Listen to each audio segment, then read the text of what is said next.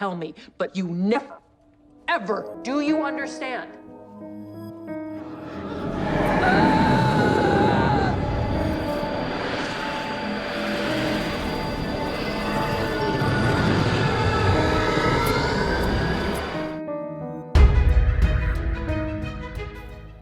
Hai, selamat datang di Video Populer. Menghadirkan tema post-apokaliptik, film sci-fi garapan sutradara Susan Bier ini menyuguhkan atmosfer horor yang membuat kita tegang di hampir sepanjang film. Formulanya juga jadi angin segar tersendiri di tengah banyaknya tema horor jump scare yang bertebaran dan membuat kita jenuh di setahun terakhir. Tapi sebelum terus menonton, pastikan kalian gak lupa menekan tombol subscribe dan bel notifikasi channelnya agar kamu gak ketinggalan video terbaru dari channel ini. Diadaptasi dari novel bertajuk sama karya Josh Malerman, Bird Box bercerita tentang sebuah fenomena aneh di mana hampir semua orang mengalami halusinasi dan melakukan bunuh diri secara bersamaan. Tak dijelaskan secara pasti apa yang membuat mereka nekat mengakhiri hidup. Namun satu-satunya yang bisa dilakukan agar tak tertular adalah dengan menutup mata. Alhasil, orang-orang yang tersisa harus bertahan hidup dengan menutup mata mereka dari dunia luar. Mereka hanya bisa membuka mata di ruangan tertutup, serta menghindari kontak mata dengan orang-orang yang sudah terlanjur terinfeksi. Mengusung genre thriller, film ini disebut-sebut punya suasana ketegangan serupa dengan A Quiet Place pada tahun 2018, garapan John Krasinski. Bedanya kalau dalam A Quiet Place karakternya tidak boleh menimbulkan suara, di Bird Box karakternya nggak boleh melihat. Film ini dibintangi oleh Sandra Bullock, Sarah Paulson, dan Trevante Rhodes. Dikisahkan dalam Bird Box ada sebuah entitas yang bikin orang-orang yang melihatnya langsung ingin bunuh diri, sehingga kamu mesti pakai penutup mata kalau mau selamat. Entitas ini entah alien atau hantu bisa memanipulasi suara mereka jadi seseorang yang kamu kenal dan mengambil wujud apapun.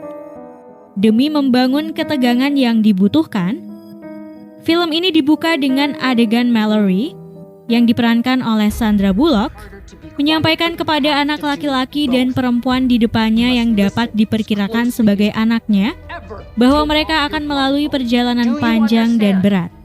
Mallory memberitahu kedua anak itu dengan nada tegas, khususnya jangan pernah membuka penutup mata dan pasang telinga untuk mendengarkan. Mulai dari situ kamu bakal merasa perjalanan melintasi sungai dengan perahu itu adalah hal yang mustahil. Di saat bersamaan, kamu dibuat bertanya-tanya apa alasan mereka melakukannya. Apa yang terjadi sampai-sampai mereka menutup mata dan kenapa mereka membawa burung. Dimulai dengan suasana mencekam yang menjanjikan, latar pun berganti. Kita diajak mundur pada masa 5 tahun sebelumnya, saat semua peristiwa bermula. Saat itu Mallory masih hamil dan insiden bunuh diri di seluruh dunia baru saja dimulai. Dari sini kamu bakal mengerti pentingnya penutup mata itu buat mereka. Yap, gelombang bunuh diri terjadi di seluruh dunia karena adanya entitas yang berjalan-jalan di luar yang kalau kamu lihat bisa memicu kamu buat bunuh diri dengan segera. Tidak berlama-lama fokus pada latar waktu yang sama, kamu bakal diajak kembali ke perjalanan Mallory dan dua anak tadi di sungai.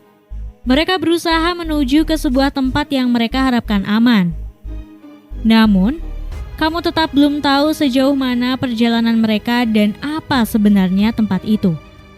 Film ini memang bakal mengajak kita bolak-balik kedua latar waktu tersebut, yaitu awal mula peristiwa saat Mallory masih hamil 4 bulan dan latar waktu masa kini yang berselang 5 tahun. Jadi kita diajak memahami apa yang terjadi di sekitar Mallory melalui perpindahan alur yang maju mundur ini. Meski maju mundur, alurnya begitu enak diikuti loh. Namun ada kalanya kamu bakal merasa cerita begitu lambat, memanas karena konfliknya dihadirkan satu demi satu, tidak sekaligus di satu bagian. Hasilnya, kamu bakal bersimpati dengan karakter Mallory yang memang berkembang seiring perjalanannya. Alur semacam ini bakal mengganggu kalau kamu tidak suka tipe perpindahan alur yang diiringi dengan penjelasan tentang latar waktu yang terjadi di layar. Film ini pada dasarnya minim penjelasan. Bahkan sampai filmnya habis, kita bakal tahu makhluk apa yang menanti di luar. Mungkin bentuknya bisa kita ketahui dari sketsa bikinan Gary yang diperankan oleh Tom Hollander, karakter yang datang ke rumah jelang Mallory melahirkan. Terlepas dari itu, sosok entitas dalam film Bird Box sama sekali nggak kasat mata, tidak terlihat di kamera, tapi pergerakannya bisa tampak dari pergerakan daun-daun di sekitarnya. Buat film post-apocalypse, tentu penjelasan tentang kenapa itu terjadi, apa penyebabnya, dan bagaimana para karakter dalam film itu bertahan hidup jadi sangat penting. Kalau tidak ada, film ini bisa dibilang murni berisi drama semata karena terlalu banyak misteri yang tidak terungkap. Nah, Bird Box pun agaknya tidak mau menghabiskan durasi buat penjelasan yang logis dari semua peristiwa itu. Sayangnya, meski minim penjelasan, film ini justru cenderung mudah ditebak.